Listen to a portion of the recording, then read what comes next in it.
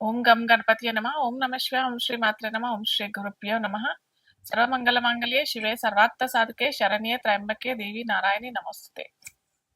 ఈరోజు మనము గురుగ్రహం అంటే బృహస్పతి మనకి ఈ వైశాఖ మాసంలో అంటే మే 14వ తారీఖున వృషభ రాశి నుంచి మిథున రాశికి సంచారం జరగబోతుంది.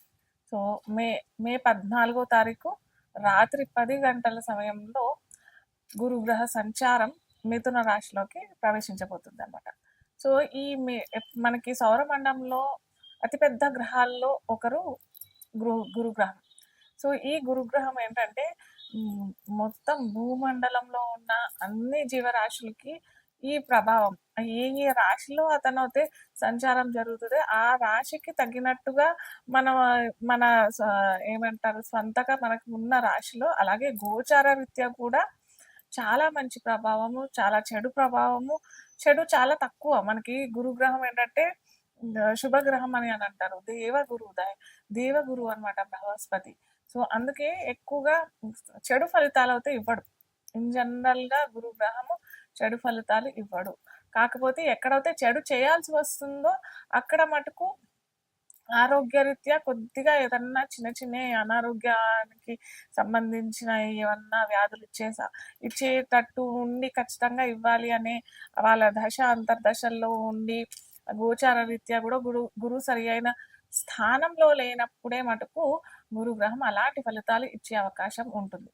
కానీ జనరల్గా చూసినట్టయితే మనకి సంతానానికైనా కానీ శుభకార్యాలకి అని అంటే ఒకరు గృహం కట్టుకోవాలి లేదా ఉద్యోగ రీత్యా అక్కడ ట్రాన్స్ఫర్ అవ్వడానికైనా కానీ లేదా కొత్త ఉద్యోగం వెతుక్కోవడానికైనా కానీ దేశ సంచారం కోసమైనా కానీ తీర్థయాత్రల కోసమైనా కానీ గురువు ఎప్పుడు మనకి శుభ ఫలితాలే ఇస్తాడనమాట.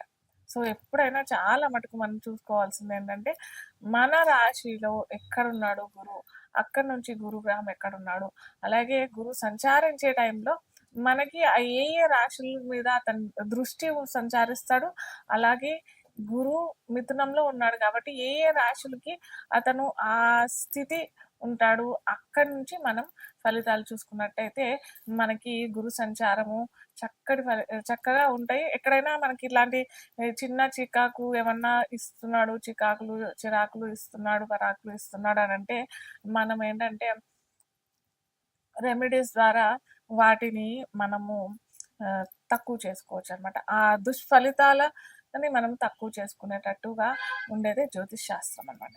సో ఇప్పుడు మనము గురుగ్రహం ద్వాదశ రాశులకి ఎటువంటి ఎలా ప్రభావితం చేస్తాడు, అలాగే ఎటువంటి ఫలితాలు ఇస్తాడు అనేది మనము ఒక్కొక్క రాశిగా చూస్తామన్నమాట.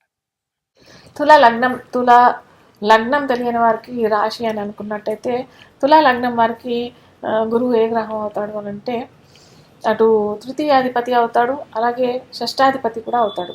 సో తృతీయ షష్టాధిపతి అయిన గురువు మనకి తులా లగ్నం వారికి అష్టమంలో సంచారం జరుగుతుంది.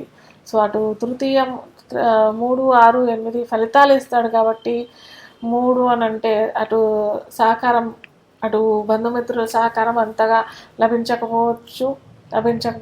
అలాగే బంధుమిత్రులతో కొద్దిగా ఏదన్నా ఆటుపోట్లు రావడానికి లేదా మీరు ఏదన్నా కోర్టు కేసులో మీరు ఏమన్నా కేసులు విరికినాయి అని అంటే ముఖ్యంగా తరఫులో అంటే బంధువులు అని అంటే ఇక్కడ ఏదో భార్య తరఫునో లేదా అట్లాంటివి కాదు, మీ ఏమంటారు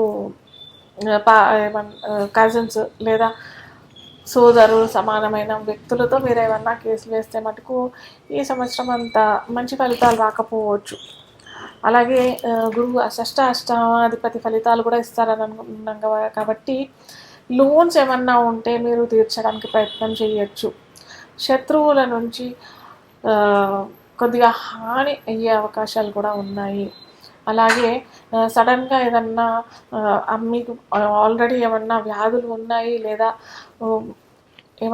సడన్గా ఏమన్నా లభించాయి గెయిన్స్ అన్నా ప్రాఫిట్స్ అన్నా ఏమన్నా వచ్చాయి అని అంటే మటుకు కొద్దిగా జాగ్రత్తగా ఉండండి. ఎందుకంటే అవి సడన్గా స్పెసిఫిక్గా ట్రేడింగ్లో ఉంటే మటుకు మీరు ఎంత తొందరగా మీకు ఎంత లాభాలు వస్తే అంత తొందరగా మీరు వచ్చిన లాభాలు మటుకు చాలు అన్నట్టుగా తీసుకుంటేనే మంచిదే.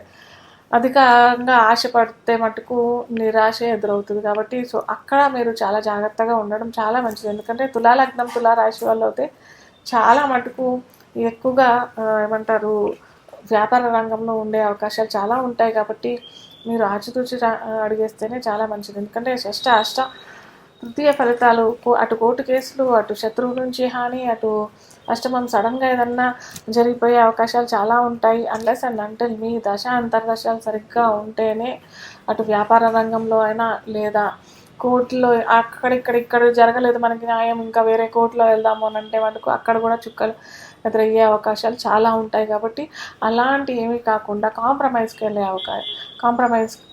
వెళ్ళటానికి ప్రయత్నం చేయండి.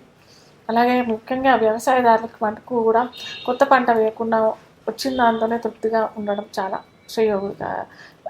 చాలా మంచిదని చెప్పగలుగుతాను. ఎందుకంటే ఎక్కువగా ఫలితాలు రాకపోయే అవకాశాలు ముఖ్యంగా తులా లగ్నం, తులా రాశి వారికి అయితే ఈ 7 ఉంటుంది. ఎందుకంటే మనకు అక్కడ శని కూడా మంచి ఫలితాలు ఇవ్వే అవకాశం లేదు. తులా లగ్నం వారికి కొద్దిగా శని సంచారం ఫలితం ఇస్తుంది అని అంటే అది కూడా షష్టమంలో ఉన్నారు. కాబట్టి సో ఆచితూచి అడిగేయటమే చాలా మంచిది.